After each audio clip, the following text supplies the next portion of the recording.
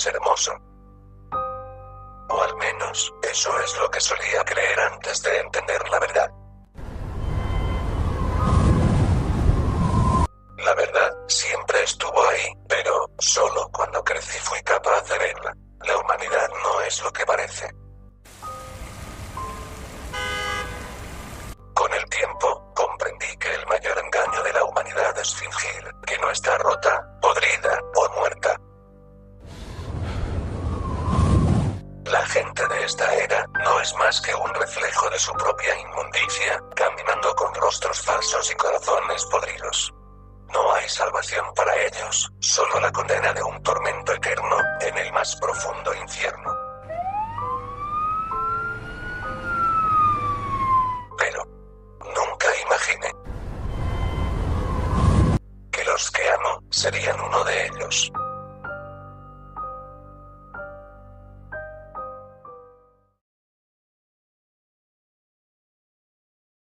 La luz de la mañana se filtraba con descaro a través de las cortinas mal cerradas, dibujando líneas doradas en el techo y proyectando sombras temblorosas sobre las paredes de una curiosa habitación.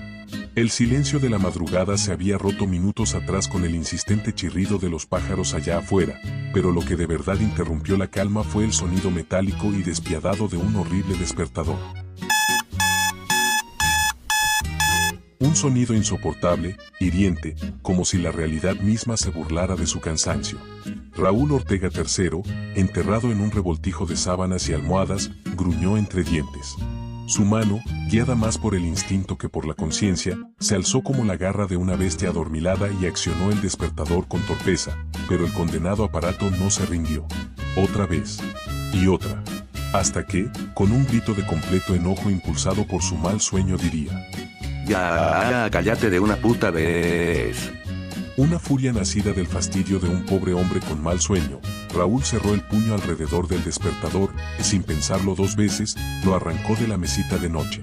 Su cuerpo aún no despertaba del todo, pero su irritación sí. Con un movimiento brusco, lo lanzó con fuerza hacia una pared cercana. El golpe resonó en la habitación como un trueno seco, seguido por el sonido de plástico estrellándose contra el suelo. La tapa trasera del despertador salió de despedida, sus baterías rodaron hasta perderse debajo de la cama, y las manecillas temblaron antes de quedarse inmóviles, como si el tiempo mismo se hubiera rendido.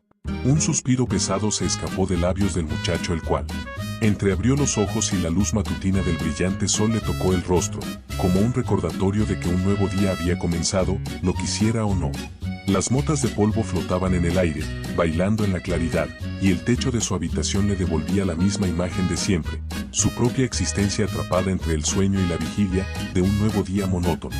El chico se pasó una mano por el rostro, despeinando aún más su cabello enredado, y dejó caer el brazo con pereza sobre el colchón. El día lo esperaba. Pero, por un instante más, él se aferraría a esa tibieza, a esa sensación de estar completamente cómodo en una agradable cama. Para el muchacho, no había nada más valioso que seguir procrastinando, hundiéndose en la inercia del tiempo hasta el fin de los días si fuera posible. El mundo exterior le resultaba insoportable, un caos disfrazado de rutina, un infierno encubierto tras la máscara de una falsa alegría. Nada allá afuera podía tentarlo lo suficiente como para abandonar su refugio, sin importar cuán importante o valioso fuera. Procrastinar no era solo perder el tiempo, era su escape, su única forma de acallar los pensamientos que lo atormentaban y de ignorar, aunque fuera por un instante, la sombra opresiva de su propia existencia. El peso del pasado aún se aferraba a él como una sombra persistente. Había vivido momentos que lo marcaron con una herida tan profunda que ningún bálsamo podía sanar.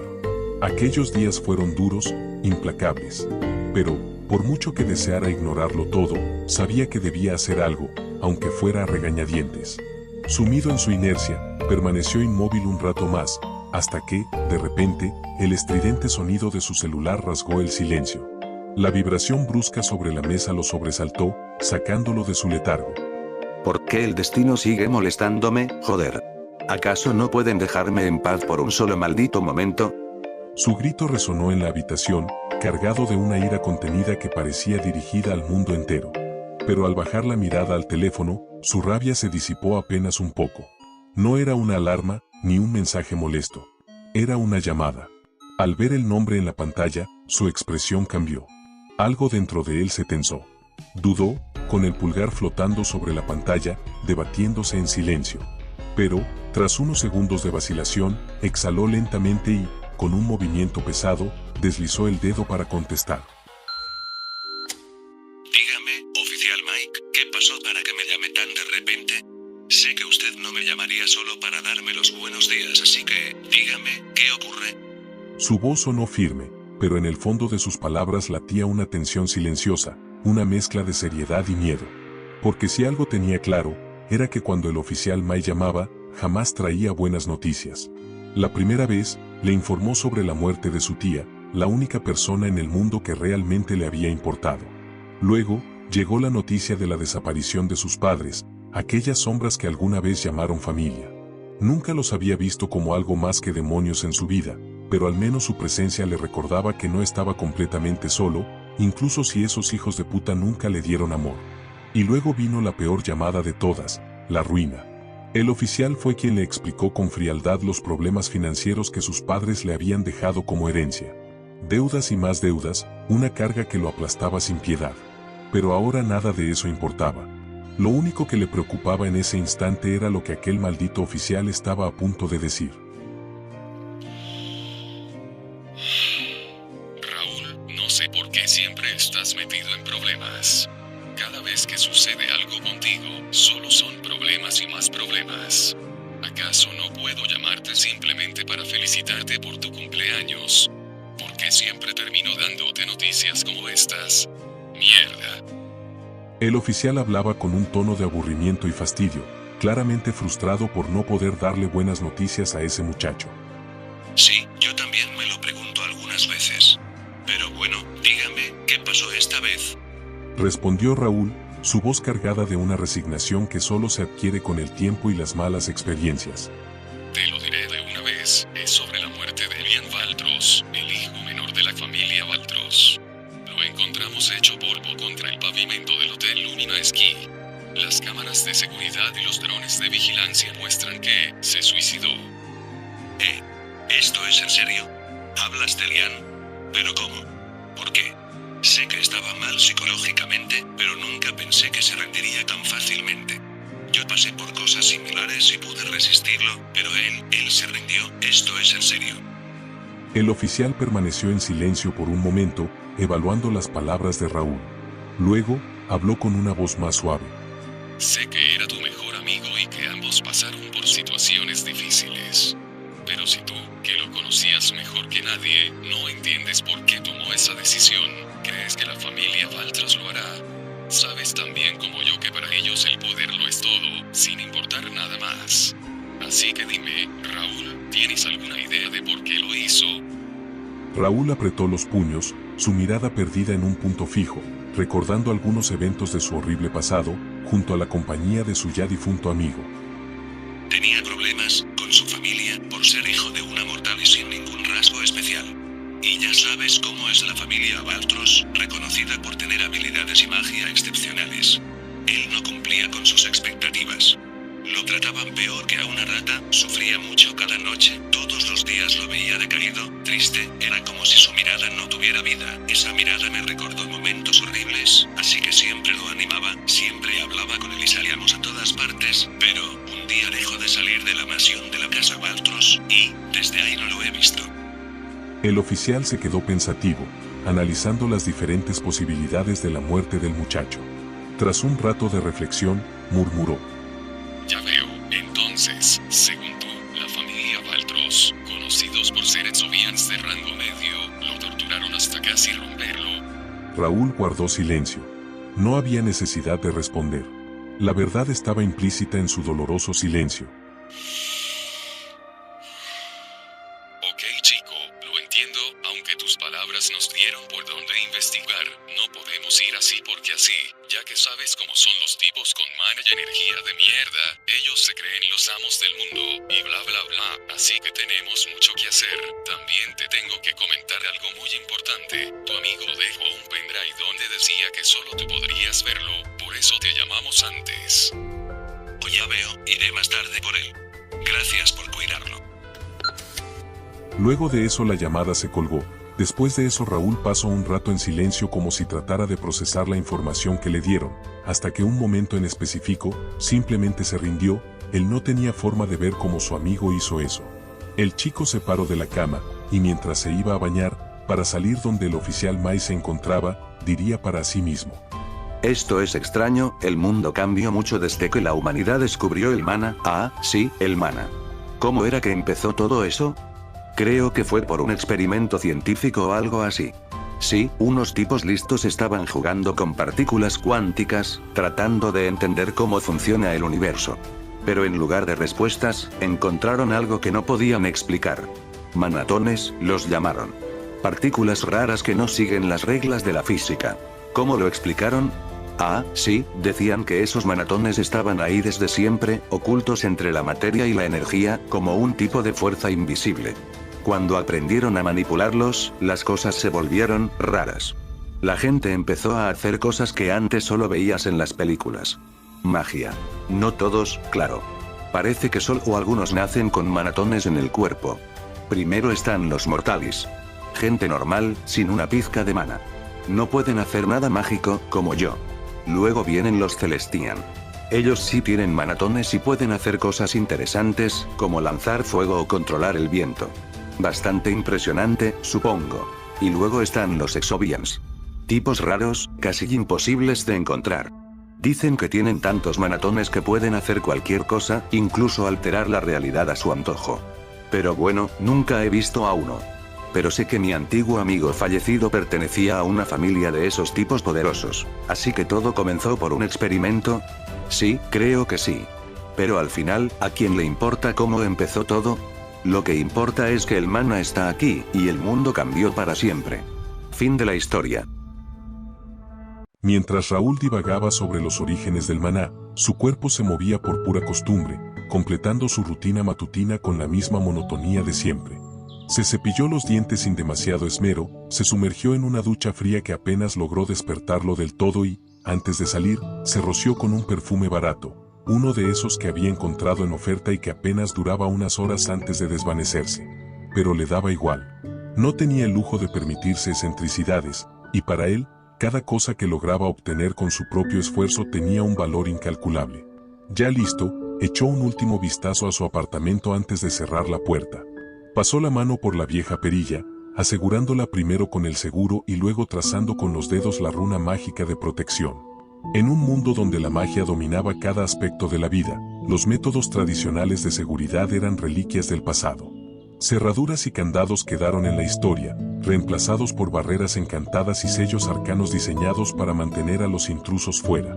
Descendió por las escaleras del destartalado edificio, y como cada mañana, el ruido de sus vecinos lo recibió sin falta. Voces alzadas en discusiones interminables, insultos cruzándose entre paredes delgadas como papel, el llanto de un niño en algún rincón lejano. Para cualquiera, aquel caos resultaría insoportable. Para Raúl, era simplemente el fondo musical de su existencia.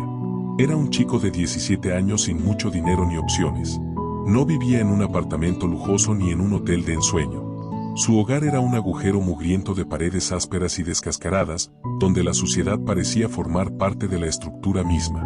Un lugar donde la miseria se respiraba en cada esquina y la desesperanza era tan común como el oxígeno. Pero nada de eso le importaba. No se detuvo a mirar, no hizo un solo gesto de disgusto. Solo siguió caminando, indiferente al mundo que lo rodeaba, con la mirada fija en su destino. Y tras unos minutos de recorrido, finalmente llegó afuera del edificio, inhalando profundamente el aire cargado de la ciudad, listo, o al menos resignado, para enfrentar otro día en aquel infierno disfrazado de rutina. El sol matutino caía perezoso sobre las fauces, pero su luz no traía esperanza. Solo revelaba el desgaste de un barrio que el tiempo y la magia habían olvidado. El lugar no había recibido su nombre por simple capricho. Las fauces eran exactamente eso, un abismo de concreto y desesperación que devoraba a quienes nacían en su interior. Un laberinto de edificios desgastados, de calles retorcidas como intestinos enfermos, de callejones que parecían morder y retener a quienes osaban recorrerlos. Una vez dentro, era casi imposible salir. Los rascacielos viejos se inclinaban unos sobre otros como dientes podridos, sus estructuras corroídas por el tiempo y el abandono. Las paredes estaban cubiertas de grafitis mágicos, símbolos de pandillas sin poder real, que intentaban marcar territorio con inscripciones sin mana.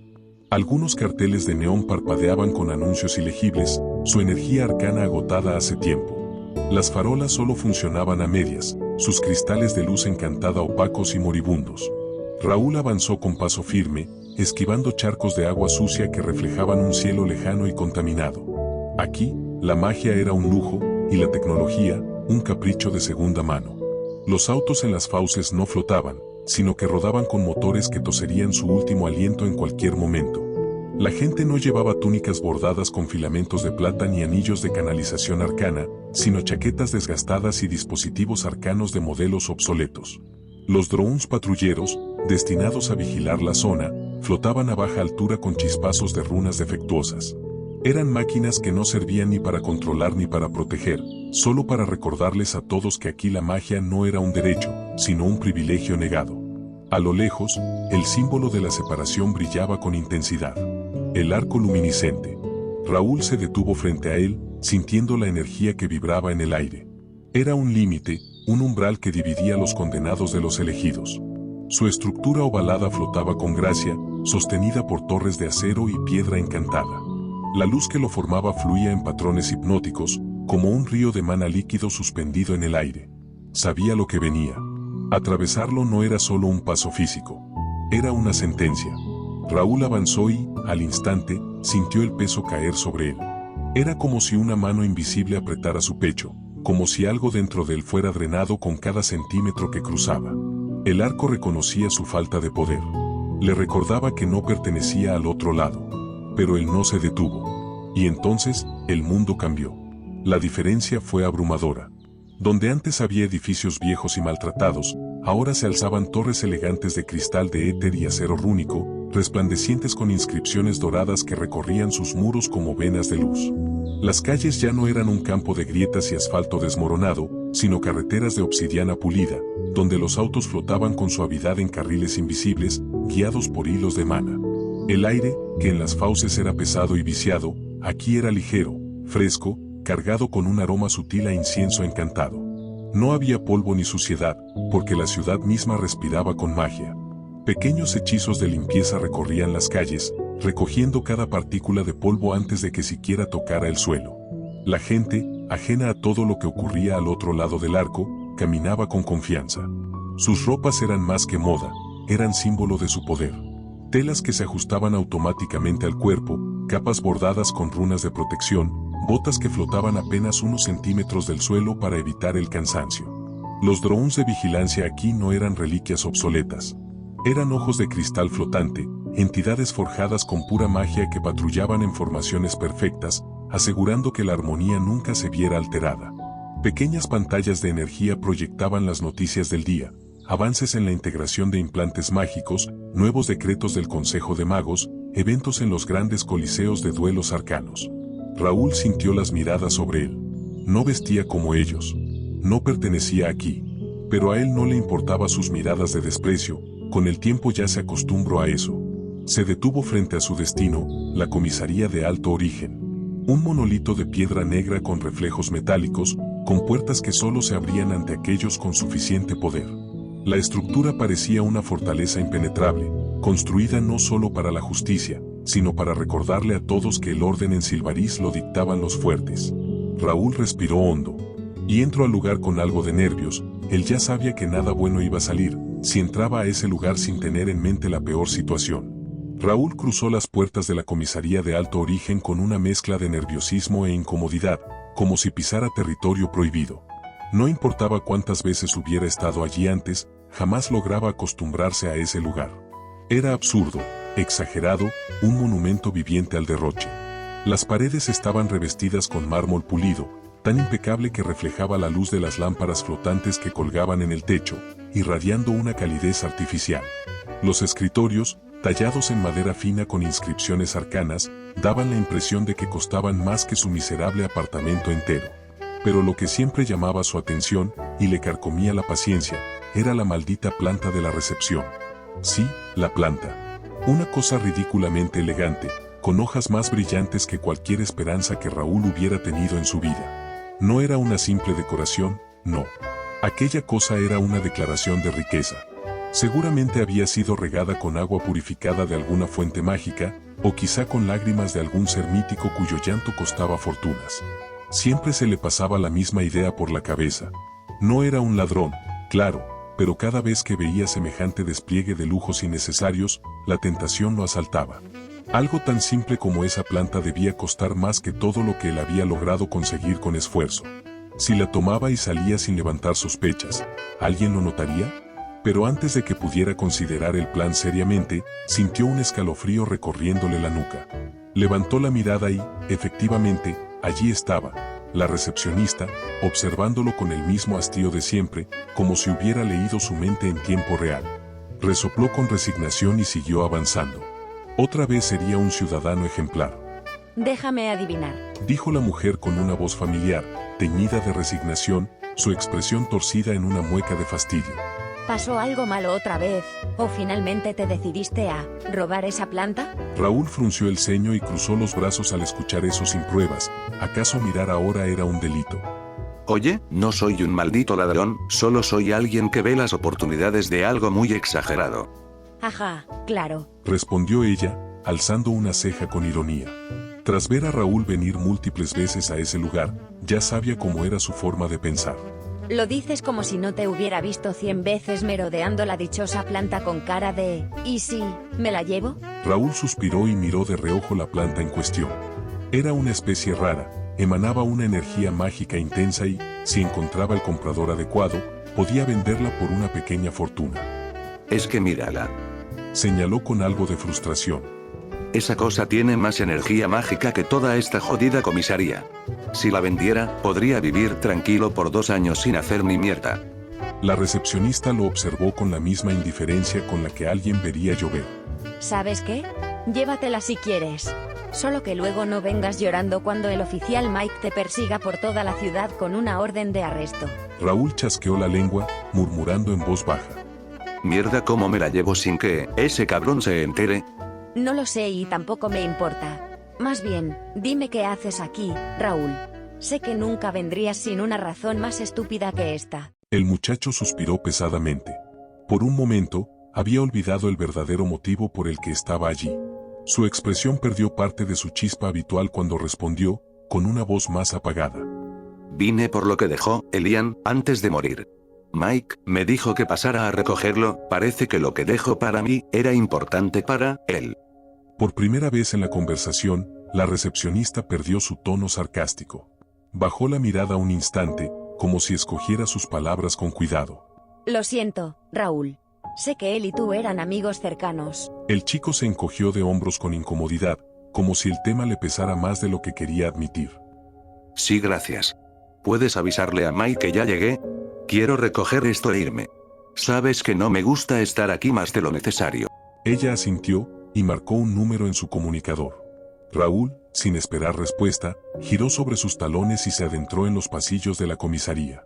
Las oficinas estaban organizadas con precisión militar, escritorios alineados, documentos apilados con exactitud casi obsesiva, placas brillantes brillando bajo las luces blancas. Para Raúl, ese ambiente era asfixiante. No era solo la rigidez del lugar, sino la sensación de que cada persona que trabajaba ahí tenía un propósito, una dirección clara en la vida. Algo que él, en su miserable existencia, no podía presumir. Finalmente, llegó a la oficina de Mai. No se molestó en tocar, simplemente abrió la puerta y entró. El oficial Mai, un hombre robusto con el uniforme impecable y una expresión entre el hastío y la autoridad, levantó la mirada y esbozó una media sonrisa. Mira nada más, llegaste más temprano de lo habitual. ¿Acaso estabas ansioso por verme, Raúl? El muchacho bufó y se dejó caer en la silla frente al escritorio. Sí, claro. Como si me encantara venir a esta jodida ciudad de mierda. Es tan mala que ni siquiera puedo caminar sin que la gente se fije en mi camisa de Kirby. O sea, porque odian al jodido Kirby, ¿acaso no pueden ver que es genial, mierda? May entrecerró los ojos y observó la prenda con seriedad. Tras un momento de silencio, se acercó con aprobación. Sí, está genial, es una de las mejores camisetas que he visto en años, no se compara con esas capas aburridas de los magos sabelotodos. Lo sabía. Bueno, dejando de lado los temas importantes. Dijo Raúl, inclinándose ligeramente hacia el escritorio. ¿Dónde está lo que me dejó Elian? Quiero irme antes de que me dé un puto dolor de cabeza. Mai suspiró, y sacó un pequeño paquete envuelto en complejos sellos mágicos de su bolsillo. Aquí tienes. La verdad, esta cosa es extraña. Tiene varios hechizos de protección de alto nivel y contraseñas demasiado complejas.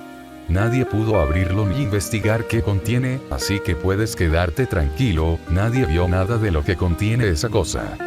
Raúl tomó el paquete y lo observó en silencio. Ya veo. Gracias por dármelo. Si pasa algo interesante, te avisaré.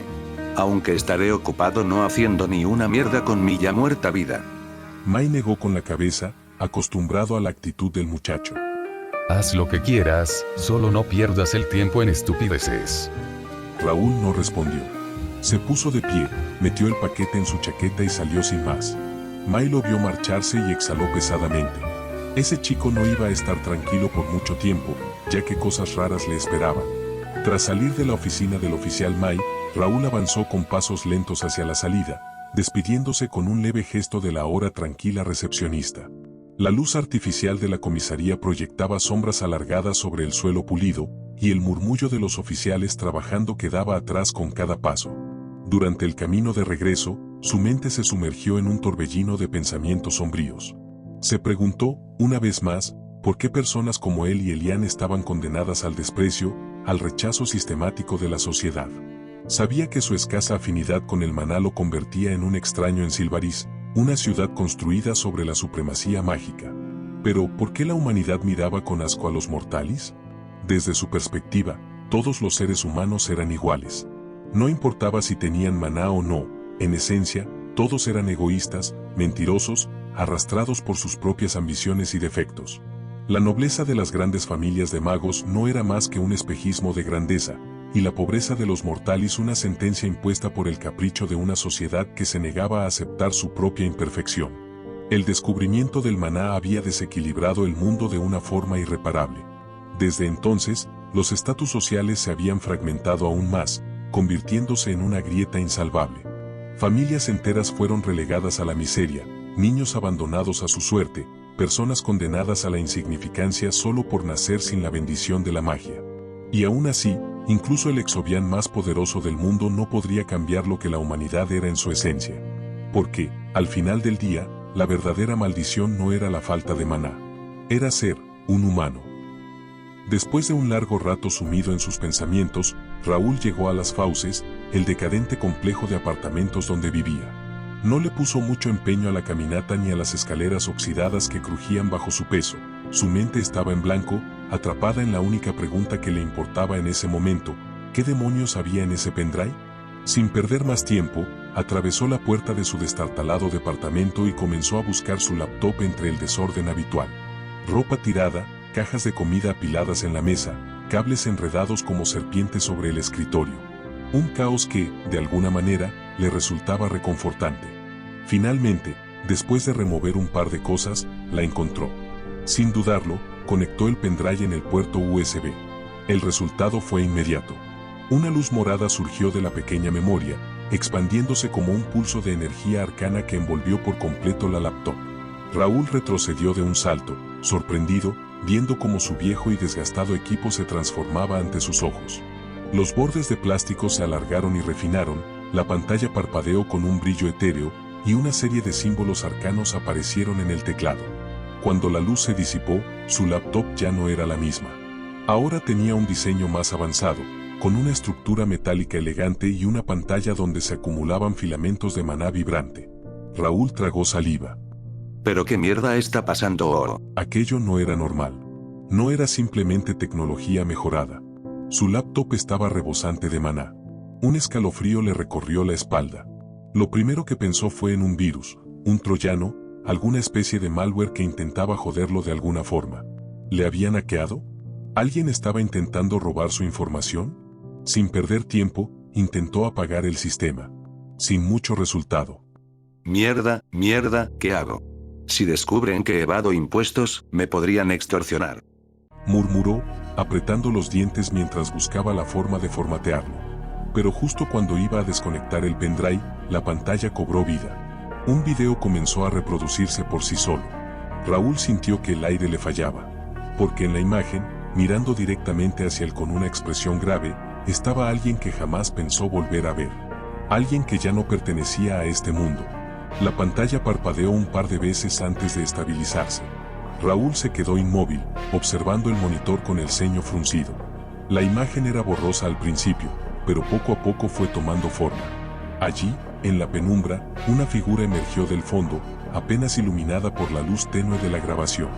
Su rostro se mantenía en sombras, pero su voz, esa voz era inconfundible. Bueno, ha pasado tiempo. ¿No es así, viejo amigo? El chico sintió un escalofrío recorrerle la espalda. Su boca se entreabrió, pero no se escuchó sonido alguno.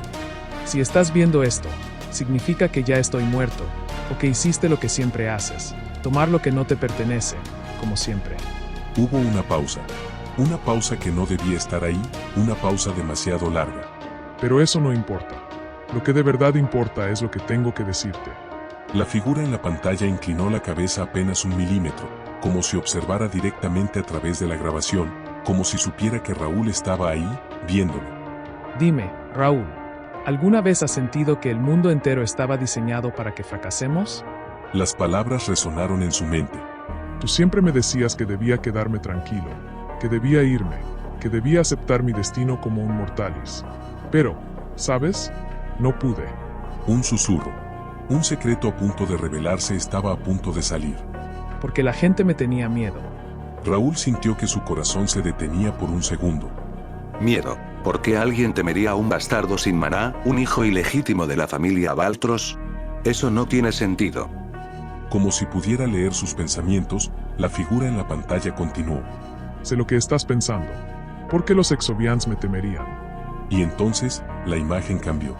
Los oscuros contornos de la habitación de Elian fueron reemplazados por planos, diagramas y ecuaciones garabateadas en papeles manchados.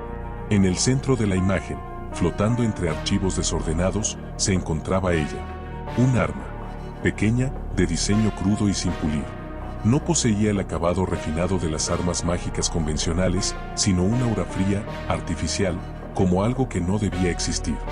Esto es un arma ilimitada. Raúl se inclinó hacia la pantalla, su respiración contenida. A simple vista, parece una pistola común, pero su funcionamiento es completamente diferente. No dispara balas encantadas ni necesita un catalizador. No requiere maná. La imagen se distorsionó por un segundo. ¿Por qué? Lo roba. Raúl entrecerró los ojos. Esta arma funciona diferente a las armas mágicas comunes. El video cambió a imágenes de prueba. Personas sosteniendo el arma en habitaciones selladas, disparando contra dianas metálicas. Al principio, nada parecía fuera de lo normal, hasta que las luces comenzaron a parpadear. Las sombras en las paredes se alargaron. La temperatura en la habitación cayó en picada.